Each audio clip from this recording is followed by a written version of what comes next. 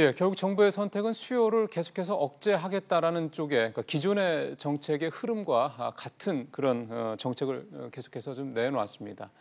자, 이런 정부의 정책이 그야말로 좀 불이 붙었다라고 할 수 있는 서울의 집값을 정말 잡을 수 있을지 한번 좀 짚어보겠습니다. 황인표 기자 나와 있습니다. 황 기자. 네. 정부 의도대로 될까요? 결론 말씀드리면 어느 정도 좀 그 집값 상승세를 좀 안정시키는 데 효과가 있을 것이다. 이런 좀 전망과 분석이 나오고 있는데요.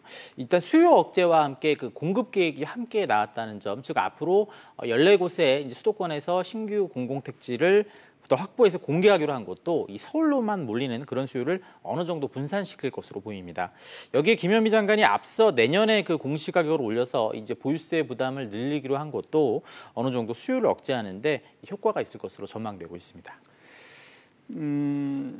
어제 박원순 서울시장이 여의도 용산 개발 계획 보류하겠다라고 발표를 했죠. 네. 그리고 오늘 이제 정부가 투기지역 추가 지정하고 결국은 이제 정부와 서울시가 이제 한 몸으로 과한 이 최근에 좀 굉장히 좀 과열됐던 서울의 집값을 잡겠다라고 이제 공조 체제에 다시 들어간 건데 효과가 있을까요? 좀 더 전망을 좀 더 이제 시작이니까 좀 지켜봐야 되겠지만은 결론만 말씀드리면 큰 불은 겠지만은 좀 잔불은 남아 있을 수 있다 이런 예상이 나오고 있는데요. 그래요? 상승세가 주춤하겠지만 그렇다고 해서 이게 집값 하락까지는 이어지지 않을 것이다. 좀 이런 얘기입니다. 사실 문재인 정부 들어서서 서울의 집값이 떨어지진 않았잖아요. 그렇습니다. 예. 한 번 오른 집값이 그렇게 쉽게 떨어지지 않는다 그런 얘기인데요.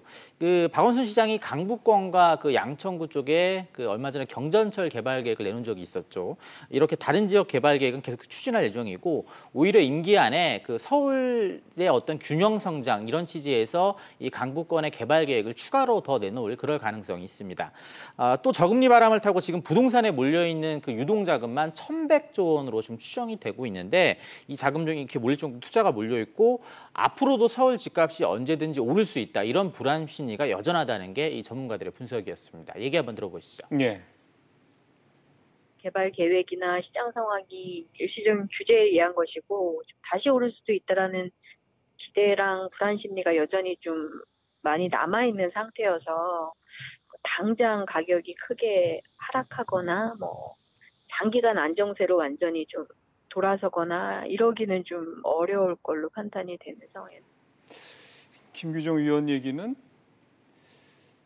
그 불이 그렇게 꺼질 것 같지 않다는 네. 느낌으로 좀 들리는데, 그러니까 앞으로 또 다시 예를 들어 이번에 아주 가장 핫했던 여의도나 용산 같은 데는 잠깐 주춤할 수 있겠지만 다시 오를 수 있는 여지가 있다라는 얘기잖아요. 네, 계획 보류 나온 게 어제이니까 이제 상황은 이번 주 내내 좀 지켜봐야 될 것 같은데요. 여의도와 이제 용산 같은 경우 실거주는 물론 그 투자 수요도 좀 몰려 있는 서울의 좀 대표적인 그런 지역 중에 하나입니다. 특히 여의도의 경우에는 지은 지 40년 이상 된 그 오래된 아파트가 많아서 어쨌든 재건축이나 재개발이 추진될 것으로 이제 그런 것들이 불가피한 그런 상황이고요. 용산도 이번에 대규모 개발 계획은 미뤄졌지만 그 이촌동이라든지 한남동 등지에서 재건축 사업이 계속해서 진행 중에 있습니다. 또 박 시장이 그 전면 백지화가 아닌 그 부동산 시장이 안정될 때까지라는 단서를 달았는데 이 박원순 시장의 임기가 2020년 6월까지거든요. 앞으로도 3년 10개월 정도 많은 기간이 남아 있는데 이 박원순 시장이 자기 임기 안에 얼마든지 또 이렇게 개발 계획이라든지 그런 것들을 내놓을 가능성도 남아 있습니다. 두 지역 모두 또 이미 가장 강한 그 규제를 받고 있는 투기 지역이기 그렇죠. 때문에 네. 정부가 앞으로 전혀 새로운 그런 규제를 내놓지 않는 한 기존 규제에서 크게 별다른 영향도 받지 않을 것으로 보입니다.